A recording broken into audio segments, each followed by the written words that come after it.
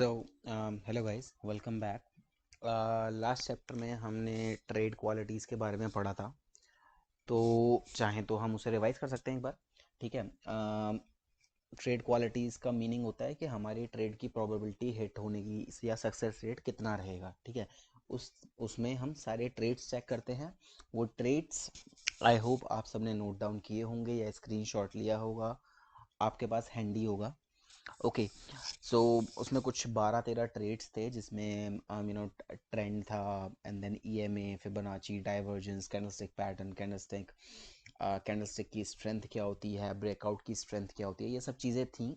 सो एक बार उसे रिवाइज कर लेना। देन अब हम नेक्स्ट चैप्टर पे आते हैं, जो कि हमारा बेसिकली कैंडलस्टिक्स का होने वाला है।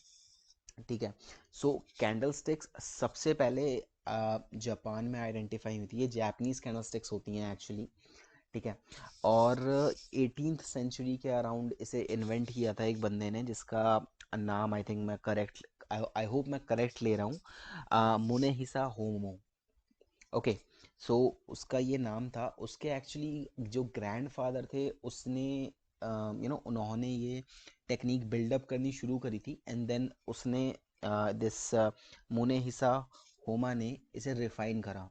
क्योंकि उस टाइम पे, पहले टाइम पे, ये क्रिप्टो और फोरेक्स और गोल्ड सिल्वर ये सब चीज़ें ट्रेड नहीं होती थी। पहले राइस बैग्स या चावल जो होता था वो ट्रेड होता था सबसे ज़्यादा। तो उसने उस चावल के जो प्राइसेस थे, उसकी जितना भी लेखा जोखा था वो उसने रखना शुरू करा। और उसका लेखा जोखा उसने ऐसे नहीं कि नंबर्स डाला और कुछ डाला, उसने कैंडल्स बनाना शुरू करी। ओके। उस हिसाब से उसने सब चीज़ों को मॉनिटर करा, उसका डेटा सारा सेव करा अपने पास। ठीक है।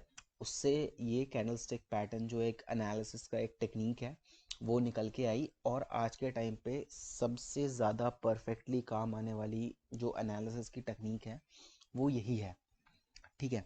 सो बेसिकली हम सबसे पहले देखेंगे कैंडलस्टिक्स फॉर्म कैसे होती हैं। ओके। सो कैंडलस्टिक्स दो टाइप की होती हैं बेसिकली। ठीक है। या तो कैंडलस्टिक बेरिश होगी या बुलिश होगी। इवेंचुअली एक और कैंडलस्टिक होती है जिसे हम डोजी कहते हैं, बट वो भी बुलिश या बेरिश ही होती है इवेंचुअली। करेक्ट। कोई भी कैंडल ऐसी नहीं होती, मतलब बहुत ही रेयर केस में आपको देखने मिलेगा कि प्राइस वहीं ओपन हुआ वहीं क्लोज हो गया। करेक्ट। या प्राइस वहीं ओपन हुआ, ऊपर या नीचे गया, बट क्लोज वहीं हो गया जहां पर ओपन हुआ था। ठीक है। तो बेसिकली हम सबसे पहले देखते हैं कैंडलस्टिक्स में ओपन और क्लोज ये सब चीज़ें होती क्या हैं, हाई लो ये सब चीज़ें होती क्या हैं। ओके। तो सबसे पहले हम देखते हैं, जैसे ये बेसिकली ये एक बुलिश कैंडल है। ठीक है। तो ये कैंडल का जो ओपन प्राइस होता है, ये जो है, ये एरिया आपका ओपन होता है कैंडल का। यहाँ पे कैंडल ओपन हुई थी। फॉर एग्जांपल अगर आप किसी स्टॉक का प्राइस 1 रुपये चल रहा है, या मैं मान रहा हूँ 10 रुपये चल रहा है। ठीक है। ओके। तो वो नेक्स्ट कैंडल पे फॉर एग्जांपल वो 11 पे आया, तो उसका जो ओपन प्राइस रहेगा वो 11 रहेगा। देन कैंडल ऊपर मूव होनी शुरू हुई और इस पॉइंट तक गई। फॉर एग्जांपल 15 तक गई वो। तो ये जो पॉइंट होगा, ये पॉइंट जो होगा, ये कैंडल का हाई कहलाएगा। ठीक है। एंड देन वापस 15 से नीचे आई, एंड देन 13 पे क्लोज हो गई वो कैंडल। ठीक है। तो ये जो कराएगा ये क्लोज कहलाएगा। ओके। एंड इससे पहले फॉर एग्जांपल अब जैसे ये लो भी है यहाँ पे। ठीक है। तो इस लो को फॉर एग्जांपल कैंडल 10 पे ओपन हुई थी, बट वो उससे पहले ना 9 पे गई। ठीक है। देन दोबारा बिल्डअप होके ऊपर गई, तो ये जो कहलाएगा हमारा लो कहलाएगा। ठीक है। सेम थिंग बेयरिश में होती है, बट बेयरिश में इसका ऑपोजिट हो जाता है, कैंडल ओपन यहाँ पे होती है। ठीक है। कैंडल ओपन यहाँ होती है। ठीक है। हम ओ से डिनोट कर देते हैं। देन कैंडल फॉर एग्जांपल ऊपर गई। फॉर एग्जांपल 10 था स्टॉक का प्राइस, कैंडल यहाँ ऊपर गई 11 तक या 12 तक इवेंचुअली। ठीक है। तो ये कैंडल का हाई हो जाता है। ठीक है। देन कैंडल वापस नीचे आनी शुरू हुई, नीचे यहाँ तक आई आराम से, मैं समझता हूँ फॉर एग्जांपल 5 तक आई, तो ये हमारा लो हो जाएगा, एंड देन वापस आके 7 पे क्लोज हो जाती है। ठीक है। तो ये हमारा क्लोज हो गया। ठीक है। तो इस टाइप से कैंडलस्टिक्स फॉर्म होती हैं सारी। ठीक है। एक डोजी कैंडल और होती है, वो मैं आपको चार्ट पे भी दिखाऊंगा। नो प्रॉब्लम, ठीक है। बट बेसिकली यही फॉर्मेशन होती है। अब हम देखते हैं कि कैंडल्स दिखती कैसी हैं, चार्ट पे कैसे बिल्ड होती हैं ये चीज़ें, ठीक है। तुरंत तुरंत फटाफट देखेंगे, चार्ट पे चलते हैं, किसी भी चार्ट पे देख लेते हैं, अभी देखते हैं, ट्रेडिंग भी ओपन करते हैं, ठीक है। तो ये रहा हमारा चार्ट, हम सिंपली डेली पे स्विच हो जाते हैं, है ना। अब देखो ये कैंडल इस टाइम जैसे फॉर्म हो रही है, ठीक है। तो ये जैसे देखो इस टाइम एक बेयरिश कैंडल फॉर्म हो रही है, जिसमें अगर आप जाओगे तो आपको पता चलेगा कि ये कैंडल कैसे कैसे ओपन और क्लोज, हाई लोज कहाँ पर हैं इसके, ठीक है। फॉर एग्जांपल अगर आप देखोगे तो जैसे ही आप इसके ऊपर अपने ट्रेडिंग व्यू पे जाओगे और होवर करोगे ना, तो आपको दिख जाएंगी सारी डिटेल्स, आपको ऊपर दिख जाएंगी इस जगह। ये देखो ये जो मैं आपको मार्क करके दिखाता हूँ, ये जो दिख रहा है ना, ये दिख जाएगा आपको। इसको एक काम करते हैं, ब्लैक कर लेते हैं, ठीक है। ये दिख जाएगा आपको, ठीक है। डिलीट कर देते हैं इसे। तो अगर आप इसके ऊपर होवर करोगे तो यहाँ आपको दिख जाएगा कि जस्ट अ सेकेंड के इसको ड्रॉ कर लेते हैं। यहाँ ये देखो, यहाँ इसको मैंने यहाँ टैप कर रखा है, तो आप देखो वहाँ पे ओपन प्राइस दिखा रहा है 1.21832। तो ये कैंडल ओपन हुई थी, देन इसका हाई क्या दिखा रहा है 1.21888। तो ये इसका हाईएस्ट पॉइंट है यहाँ, ये, ठीक है। एंड देन ये क्या दिखा रहा है अभी कि लो जो इसने अभी रिसेंटली बनाया है वो ये बनाया है, जो कि चेंज हो सकता है बिकॉज अभी कैंडल चल रही है, अभी क्लोज नहीं हुई है, ठीक है। तो ये लो है। एंड देन आप इसका ओपन प्राइस देख सकते हो, ओपन यहाँ हुआ था, एंड देन क्लोज अभी हुई नहीं है, तो वो तो चेंज होता रहेगा आपका इवेंचुअली। आप किसी और कैंडल पे, जैसे कोई प्रीवियस कैंडल पे चला जाता हूँ मैं, इसकी प्रीवियस कैंडल पे चला जाता हूँ, इसे हटा देते हैं 2 सेकंड के लिए ज़रा, इजीली इजी हो जाएगा समझना। जैसे फॉर एग्जांपल इस कैंडल पे चला जाता हूँ, तो इस कैंडल का जो ओपन प्राइस था, इसको मूव कर लेते हैं यहाँ पे। तो इस कैंडल का जो ओपन प्राइस था, इस यहाँ पे अगर आप देखोगे तो बेयर्स ने कंट्रोल लिया ही नहीं बिल्कुल भी, मतलब बुल्स इतने पावर में थे कि बिल्कुल नीचे विक बनाई ही नहीं है। जो इसका ओपन प्राइस है ऑलमोस्ट ऑलमोस्ट क्लोज बाय उसका लो प्राइस भी है, ठीक है। बिल्कुल एग्जैक्ट सेम है। अगर आप देखोगे ऊपर इसका, देखो यहाँ अगर आप देखोगे जैसे सेकंड, इसका ये ओपन प्राइस देखना और ये लो प्राइस देखना, ठीक है। जैसे मैं होवर करूँगा देखो एग्जैक्ट सेम है बिल्कुल, मतलब यहाँ बेयर्स बिल्कुल कंट्रोल में, मतलब बुल्स ने मौका ही नहीं दिया बेयर्स को बिल्कुल भी कि कुछ कर पाए। एंड देन ऊपर ले गए, हाई पे लेके गए।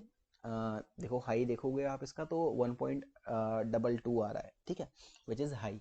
देन आप क्लोज पे आओगे, देन आपको क्लोज दिखेगी ये कहाँ पर कैंडल क्लोजिंग हुई है कैंडल की, ठीक है। तो बेसिकली ऐसे कैंडल्स वर्क करती हैं। अब एक तीसरी टाइप की कैंडल जो मैं आपको बता रहा था, एक सेकंड इस सबको हटा देते हैं, अदरवाइज ये चार्ट ना बहुत, जितना हो सके ना चार्ट को क्लियर रखना चाहिए अकॉर्डिंग टू मी, ठीक है। तो इस वजह से हमें चार्ट रीड करने में इजी रहता है। जैसे अगर अगर मेरे चार्ट्स आप देखते होंगे प्रीमियम में भी, जैसे मैं कॉल्स वगैरह अगर डालता हूँ तो मेरे चार्ट्स काफ़ी हद तक क्लीन होते हैं। केवल उनमें कुछ चीज़ें ड्रॉ हुई हुई होती हैं, for example zones and all. इसके अलावा कुछ ज़्यादा कुछ खास नहीं होता, ठीक है। तो अब हम चलते हैं तीसरे टाइप का, जो मैं आपको बता रहा था कि डोजी, जिसमें इंडिसीजन होता है ज़्यादातर, जिसमें बुल्स और बेयर्स कंफ्यूज रहते हैं काफ़ी हद तक। जैसे अगर आप इस पे जाओ, इस कैंडल पे, जैसे सेकंड, एक सेकंड में ना हाईलाइटर की जगह कोई ब्रश उठा लेता हूँ, ठीक है, ये सही, ठीक है। अगर जैसे फॉर एग्जांपल किस कैंडल पे जाते हैं, हम इस कैंडल पे जा रहे थे, ठीक है, इसे ब्लैक कर लेते हैं ताकि दिख जाए। इस कैंडल पे जा रहे थे हम, ठीक है। तो इस कैंडल पे अगर आप देखो तो ये इनडिसीजन कैंडल कहलाती है, बेसिकली ये डोजी कैंडल कहलाती है। और इसकी एक्सप्लेनेशन आपको आप ऐसे समझिए कि यहाँ पे बुल्स और बेयर्स दोनों कंफ्यूज होते हैं कि, या बायर्स या सेलर्स कह लो, या आप बुल्स या बेयर्स कह लो, दोनों कंफ्यूज होते हैं कि प्राइस को किस साइड लेके जाना है, ओके। एंड इवेंचुअली कोई एक जीत जाता है, उसी से प्राइस मूव होता है, सिंपल एज दैट। इस कैंडल पे अगर आप देखो, ठीक है, कैंडल ओपन हुई, ओपन होने के बाद नीचे गई, लो बनाया, लेकिन वहां से बुल्स ने कहा नहीं भाई, हम नहीं होने देंगे ऐसे नीचे, हम ऊपर लेके जाएंगे, ऊपर लेके गए, लेकिन फिर दोबारा बेयर्स ने बोला, सेलर्स ने बोला कि नहीं भाई ऊपर तो नहीं लेके जाने देंगे हम ऐसे। तो वो वापस ले आए नीचे, लेकिन जब नीचे लाए तो बुल्स ने कहा कि भाई ज़्यादा नीचे नहीं, थोड़ा बहुत, ठीक है। तो उस पर ये कैंडल ग्रीन क्लोज हुई। सेम चीज़ आपको इस कैंडल पे देखने मिल जाएगी। अगर मैं ब्रश दोबारा सेलेक्ट करूं तो ये कैंडल देखने मिल जाएगी आपको, ठीक है, ये कैंडल भी एक डोजी कैंडल ही होती है। ये सब इंडिसीजन शो करती है कि मार्केट में कंफ्यूज्ड हैं अभी सेलर्स और बायर्स के प्राइस को कहाँ लेके जाना है। जैसे ये कैंडल आप देखो इस जगह पे, ये देखो ये, ठीक है, ठीक है, सॉरी, ये कैंडल देखो यहाँ पे भी कंफ्यूज था, ठीक है, चीज़ें, ठीक है। So that's how things work out, ठीक है। सिंपल कैंडल स्टिक्स ये होती हैं। कैंडल स्टिक्स की हिस्ट्री बता दी मैंने, कैसे बिल्ड होती है कैंडल स्टिक्स, ठीक है। एक बार दोबारा रिवाइज कर लेते हैं।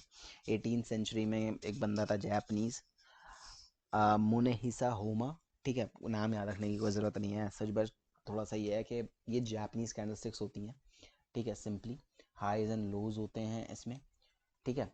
कैंडल की जो बॉडी होती है वो ओपन या क्लोज होती है, ठीक है। अगर बुलिश कैंडल है तो जो ओपन होगा वो नीचे बॉडी के निचला पार्ट होगा, और क्लोज होगा वो अपर पार्ट होगा। अगर बेयरिश कैंडल है, रेड कैंडल है, तो जो उसका क्लोज प्राइस होगा वो ऊपर की साइड होगा, और जो ओपन प्राइस होगा वो नीचे की साइड होगा। प्लस जितनी भी विक्स होती हैं वो विक्स होती हैं जहाँ प्राइस हाई या लो बनाता है, ठीक है। बाकी चार्ट की सेटिंग्स तो यार अपने आप कर सकते हो। विक्स, एक्चुअली मैं विक्स ना एक कलर की रखना पसंद करता हूँ, कोई ज़्यादा चीज़ें ना क्लियर रहती हैं थोड़ी सी, ठीक है। तो ये बेसिकली कैंडलस्टिक्स होती हैं, ठीक है। और अब आगे हम नेक्स्ट चैप्टर में आराम से पढ़ेंगे जो चार्ट पैटर्न्स होते हैं, कैंडलस्टिक्स पैटर्न होते हैं, ठीक है, मूविंग एवरेज एंड ऑल, ये सब फिबोनाची वगैरह ये सब चीज़ें पढ़ेंगे हम, ठीक है। तो कैंडलस्टिक्स का यही था। बाकी अब नेक्स्ट चैप्टर में मिलते हैं, और नेक्स्ट चैप्टर में हम सीखेंगे कि चार्ट पैटर्न्स कैसे वर्क करते हैं। ओके, चलो, सी यू देन।